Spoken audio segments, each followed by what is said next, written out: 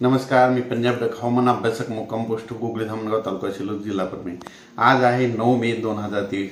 आपण मागच्या अंदाजात सांगितलं होतं की राज्यामध्ये 7 तारखेपासून पूर्व विदर्भाकडून पाऊस येणार आहे, 8 ला मराठवाड्याकडे जाणार आहे म्हणून हा अंदाज सांगितला होता आणि तसाच पाऊस पडला। 7 ला पडला पूर्व विदर्भात, 8 ला पश्चिम विदर्भात आणि आज 9 ला पडणार आहे मराठवाड्याकडे।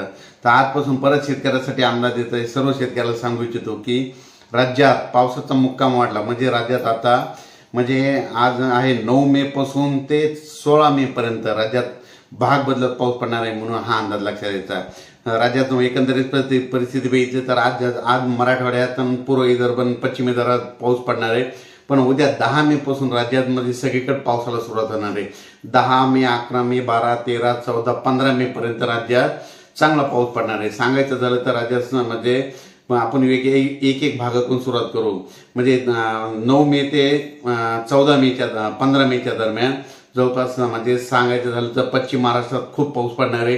तिकडे ऊसाचं पाणी वाटणार आहे म्हणून त्या शेतकऱ्यांना हळदीची आणि कांद्याची काळजी घ्यावी। त्याच्यानंतर कोकणपट्टीत देखील चांगला पाऊस पडणार आहे म्हणून त्या शेतकऱ्यांनी आंब्याची काळजी घ्यायची।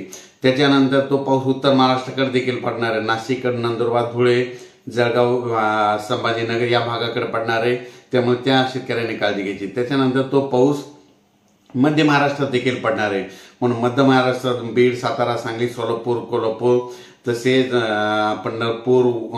पंढरपूर, लातूर, जालना, नांदेड, परभणी, हिंगोली या भागातील सर्व शेतकऱ्यांनी काळजी घ्यावी, कारण की 10 ते 15 मेच्या दरम्यान पडणारा पाऊस हा चांगला पडणार आहे, म्हणजे एक पिकाचं पाणी वाचेल असा पाऊस पडणार आहे।